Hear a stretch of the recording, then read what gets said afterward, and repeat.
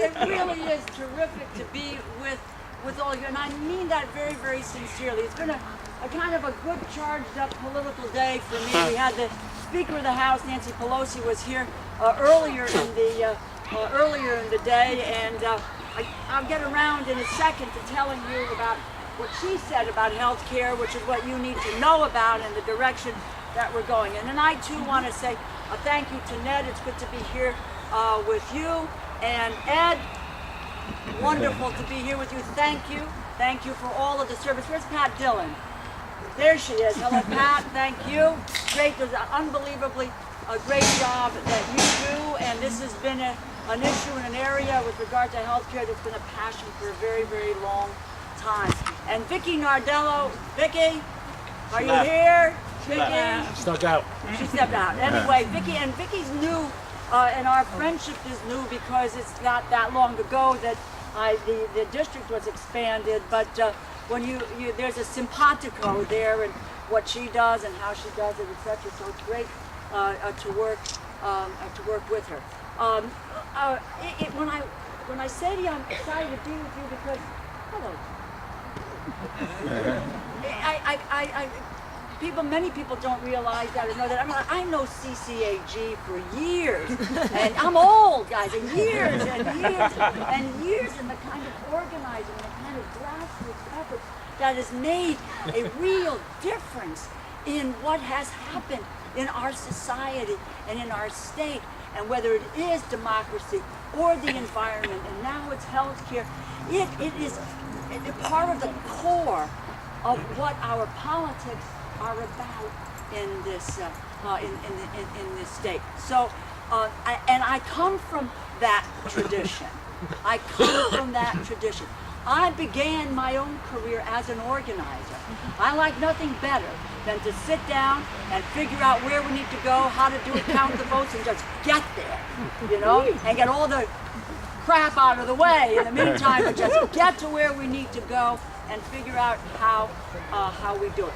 To John Murphy, we say a thank you to you for all of your efforts at this. Yes.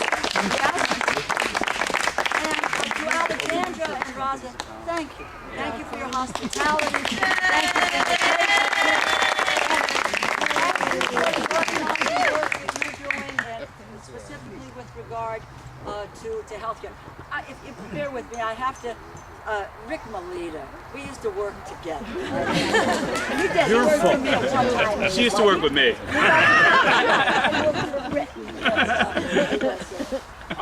And Tom, thank you. Thank you for all that you are doing. I was too earlier today with Dick Blumenthal, with Nancy Wyman, and Susan Beiserwitz, and you know the kind of work that they do on our behalf. I think you've got an unbelievable array of folks there who take all of this to heart.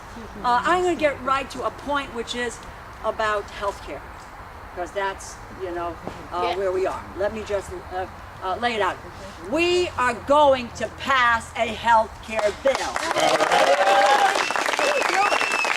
I promise you, and I promise you out of the House of Representatives. I can't speak for the United States Senate, but we got to get the bill out of caucus committee.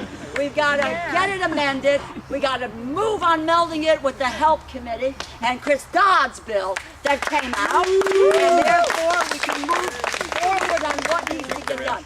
Out of the House. When you think about this, first of all, I've been working on this issue for 70 years. 70 years.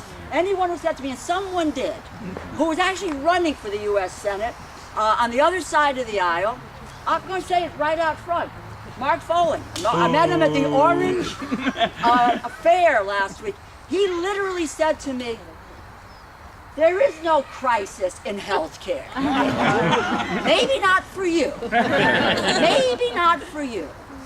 But you talk to people day in and day out, working people, non-working people, poor people, middle-income people. Everyone is struggling with the rising cost of health care. We are at a pivotal moment. We are at the precipice. Nancy Pelosi said earlier today, if you are in government, you sit in the House, or you sit in the Senate, this is the moment you were born for. Yes. This is the moment you were born for, to take this system, to turn it around, to make it work for people. And what should it do? We ought to be able to have people afford health care in this country. It should be a right. They should be able to get the health care that they need. It is the moment to remove the power in health care from insurance companies and give it back to the people. That is where it ought to go. That's what we ought to be doing. And we ought to make sure that everyone has the opportunity for health care and for health insurance. And that is, and can get it at an affordable cost. That's what it's about. You know, you all know, I am a survivor of ovarian cancer. My family had the wherewithal to make sure I had what I needed, when I needed it, so that I could survive. There are so many that can't do it. So many that can't do it. What is the moral responsibility of government?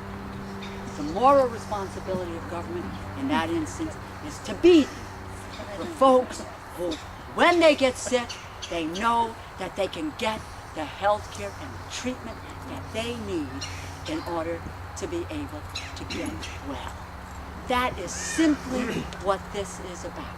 I will also tell you what will be part of the House bill. We will have a public insurance.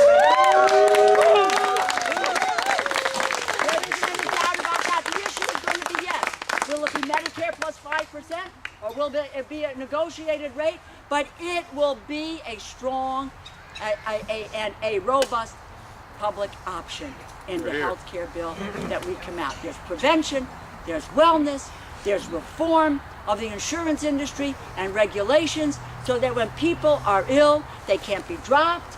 When people have a pre-existing condition, and even cesarean section these days is regarded as a pre-existing condition. Somebody told me that domestic violence was regarded as a pre-existing condition. That will no longer be the case. We're at the moment, my friends, and we can't get there without you. We can't get there without you. The way this system works, as you well know, you're seasoned folks here, and my congratulations for what you did with Sustanet. Thank you. Thank you. You set a precedent for us. You gave us the impetus and the strength to move forward on this. The institution that I am part of has good people that want to make a change. We won't make that change without the external pressure on the institution to get us where we need to go. That is the power and the strength that we all have, is to exert in the next few weeks. And I tell you, the bill coming out of the House will be in the next couple of weeks. Next couple of weeks. That's the goal. We'll meet. I used to have leadership meetings twice a week. We now meet every day, sometimes twice a day. Chris Donovan, my dear, how are you? Good to see you. Good to see you. And but I mean this very sincerely. It's just not rhetoric. I come from where you are in organizing. I know the power of organizing. We've demonstrated it over and over and over again that if you do it, you can succeed.